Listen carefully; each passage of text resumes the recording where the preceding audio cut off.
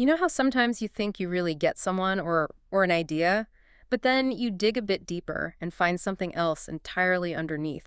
Maybe something a bit unsettling. Yeah, that happens a lot, doesn't it? It's like we get these polished versions of people or history. Exactly. Historical figures, cultural movements, even spiritual icons.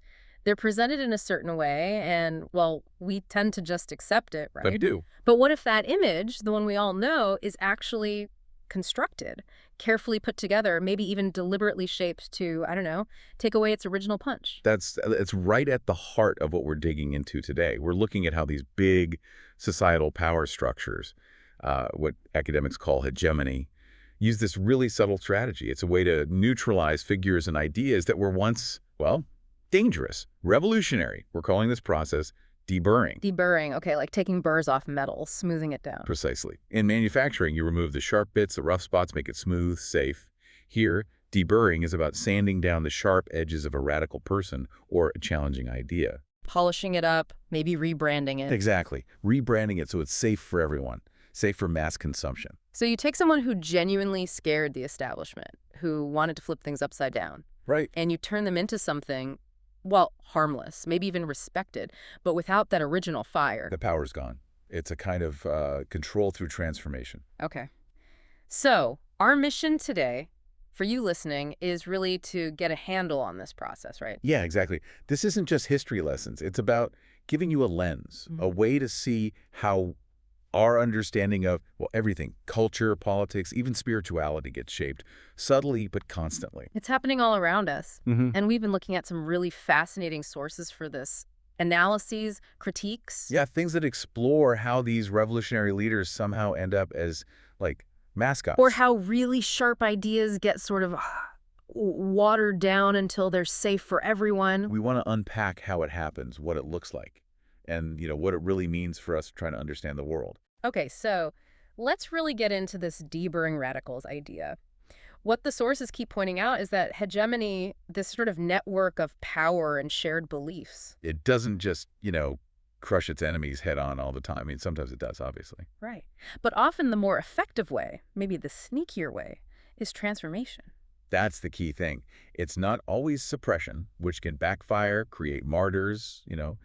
Instead, it's often about taking that leader or that idea that really poses a threat, something that disrupts things. Something scary to the status quo. Exactly. And then subtly, sometimes not so subtly, turning it into something harmless, maybe even celebrating it, like you said, making it a national symbol. But the sting is gone. The sting is gone. The original dangerous change-making power is stripped away. It's neutralized by being, well, domesticated, tamed. And the ways they do this, they're everywhere, aren't they? It's kind of clever in a disturbing way. It really is. It's like turning a real firebrand, someone who scared people, into just a character in a kid's book.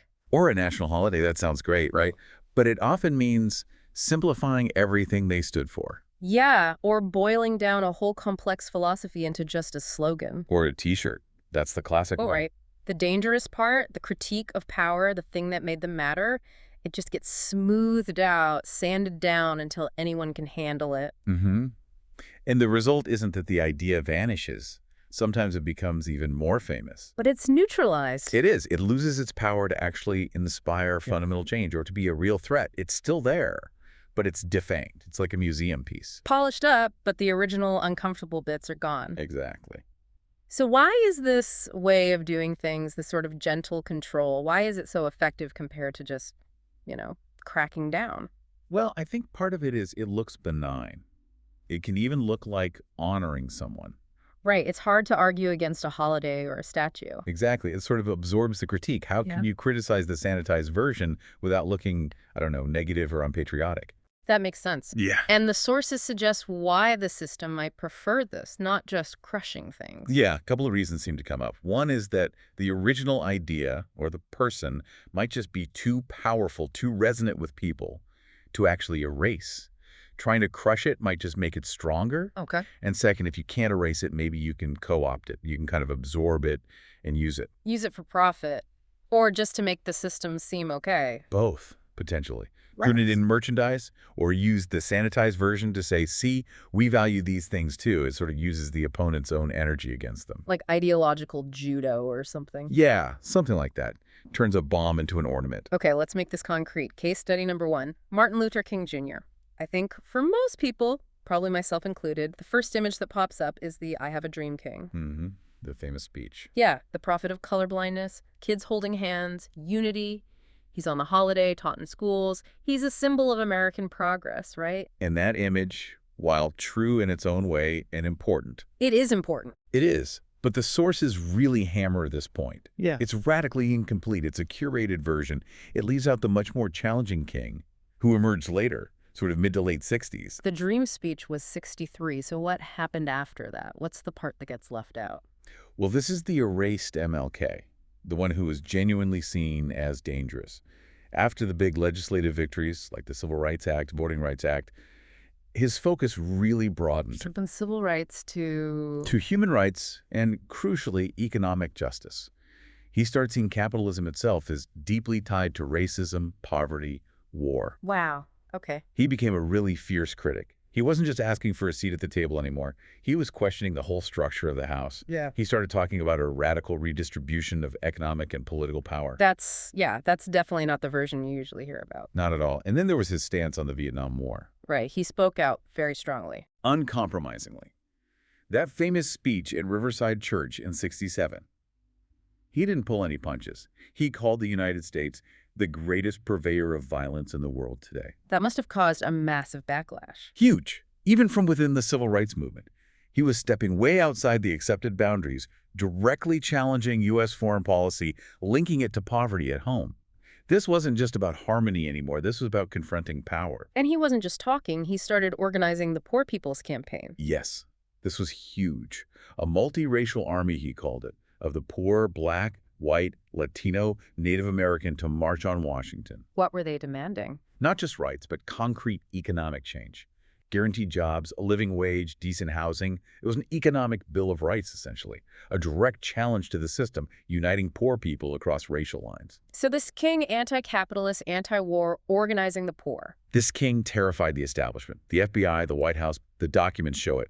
They saw him as a genuine revolutionary threat. And he was spied on, slandered. Constantly. Intense surveillance, smear campaigns, and then, of course, he was assassinated in '68, right before the big march.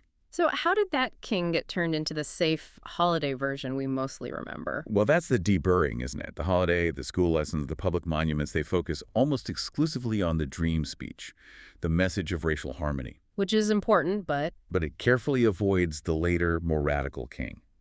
The king who challenged economic structures, who condemned militarism, that part gets scrubbed out. He's framed as someone who helped America fulfill its existing ideals, not someone who fundamentally challenged them. So he becomes safe, inspirational, patriotic even. Exactly, made palatable. And the implication for us listening is, what do we lose when we only get this sanitized version? We lose the sense of what real change looks like, how hard it is. I think so. It makes us forget that progress often comes from people who made the powerful deeply uncomfortable. It teaches a subtle lesson that change should be nice, incremental, not disruptive. And that's a distortion, really. Okay, so Malcolm X presents a different angle on this, right? Because he wasn't sanitized after death in the same way King was. He was actively demonized while he was alive. That's right. It's a fascinating contrast. While he was alive, the mainstream narrative absolutely painted him as the dangerous one, the militant. The counterpoint to King's nonviolence. Exactly. Headlines screamed about hate, separatism.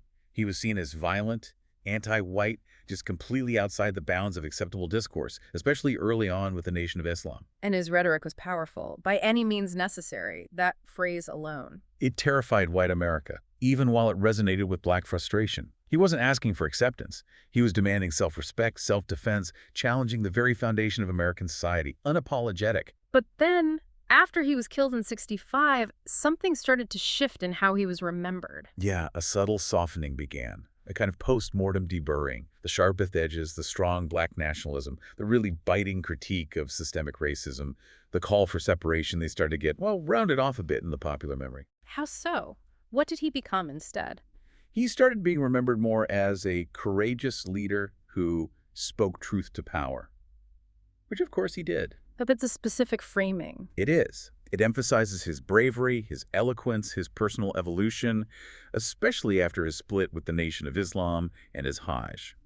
These are important parts of his story, but focusing on them can sometimes downplay the core, confrontational nature of his political thought throughout much of his public life. So the fire gets dimmed a little. You could say that. The sharp edge gets dulled just enough. And the sources point out something really telling.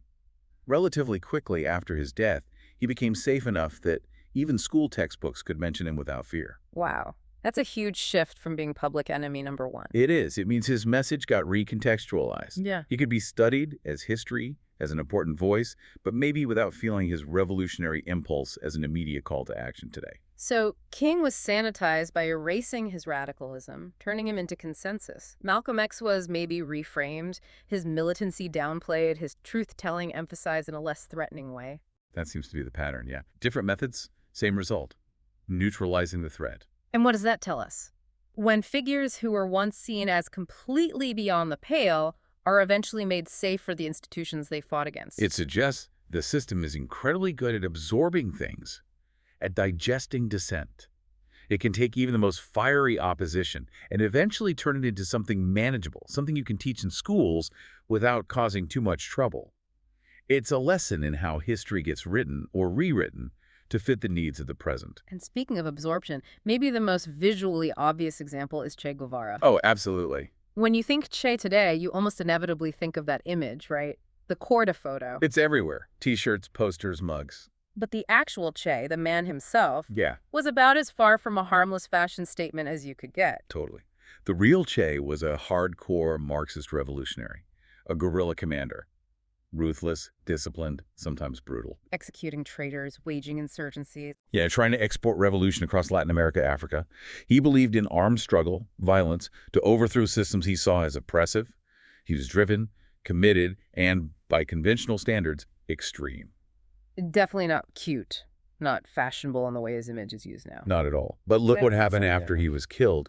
His image got completely detached from who he was and what he did. It became a commodity. The ultimate example of deburring through commodification.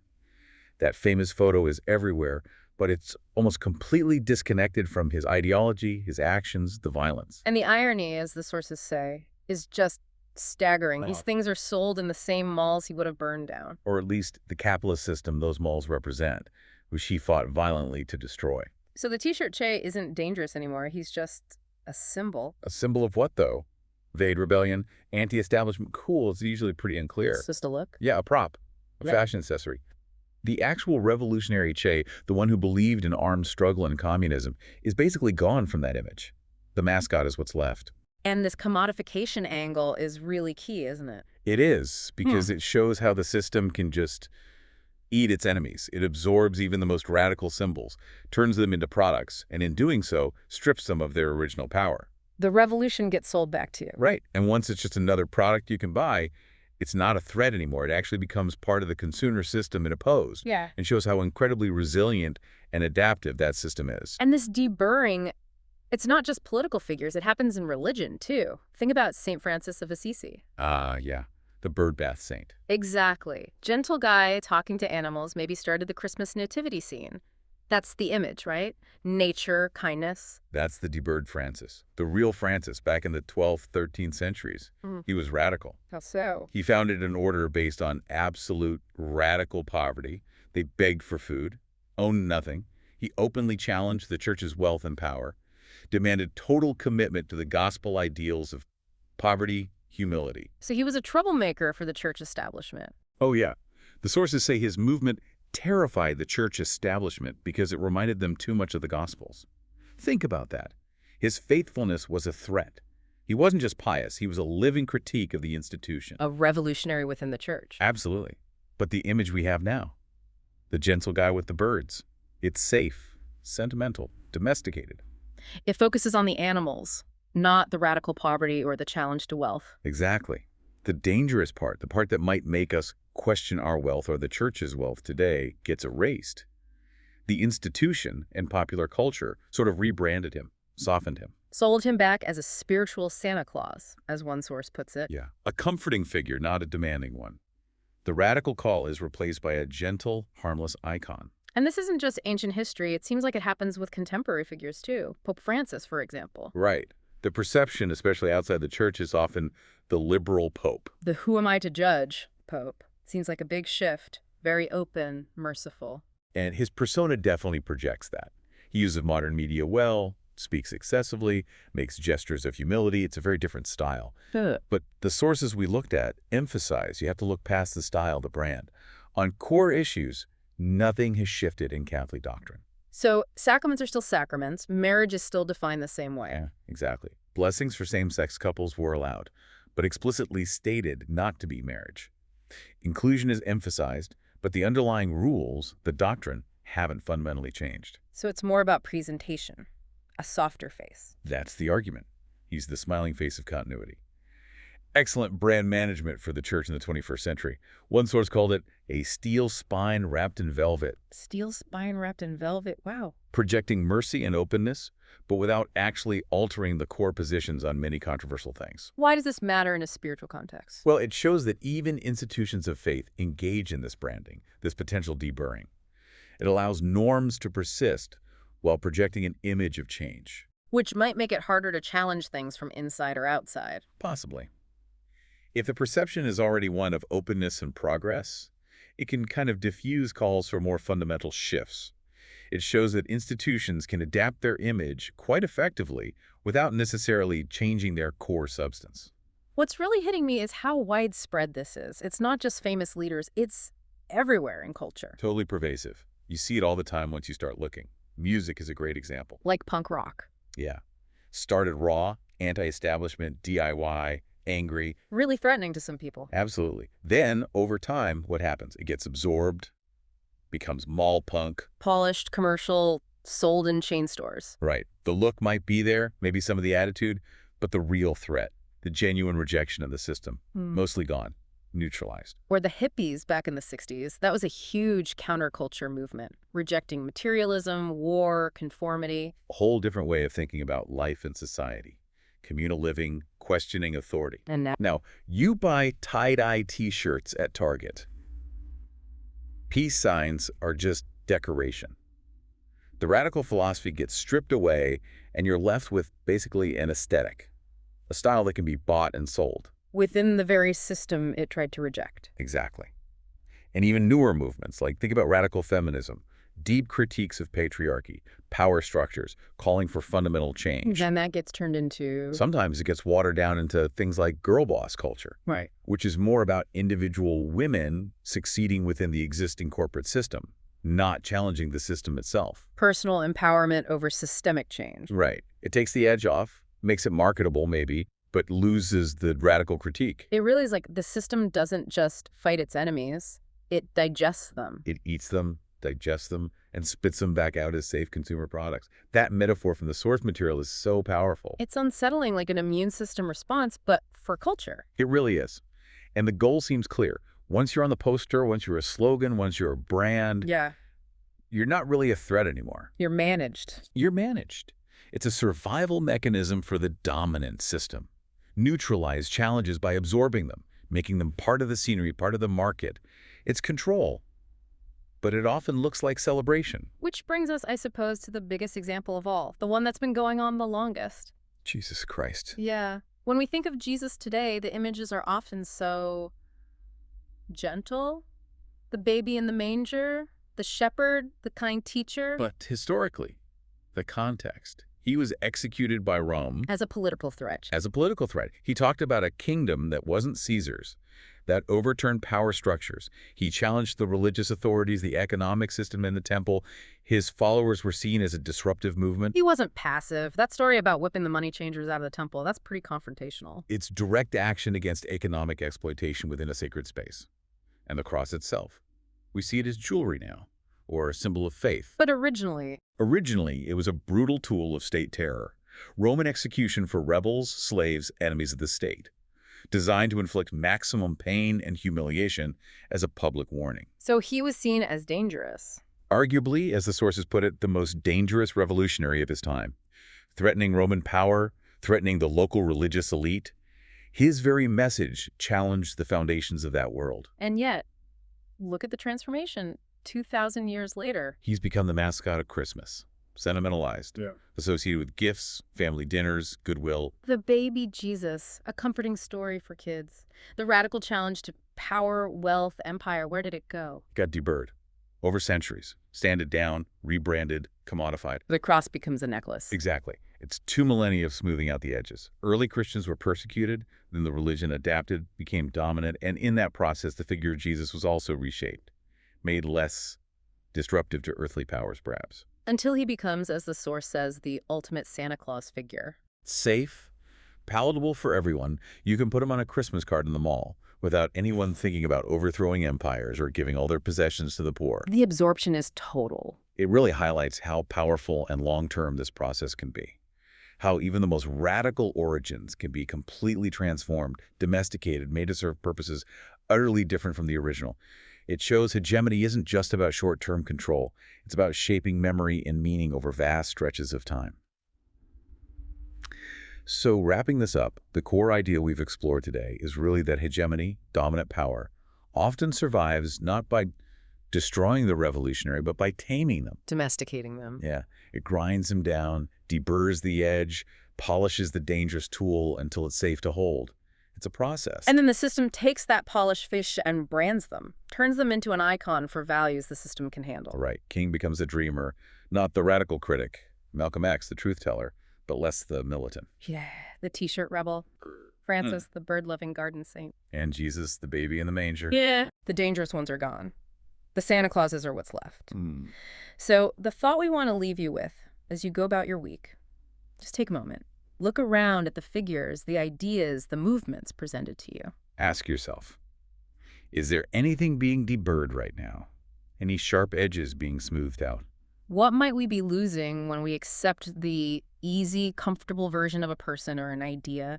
What's the specific edge, the uncomfortable bit, the challenging part that's maybe being missed or deliberately hidden? Because it's happening all the time, often right under our noses. And just recognizing it, seeing the process, is maybe the first step to really thinking critically about the world we live in.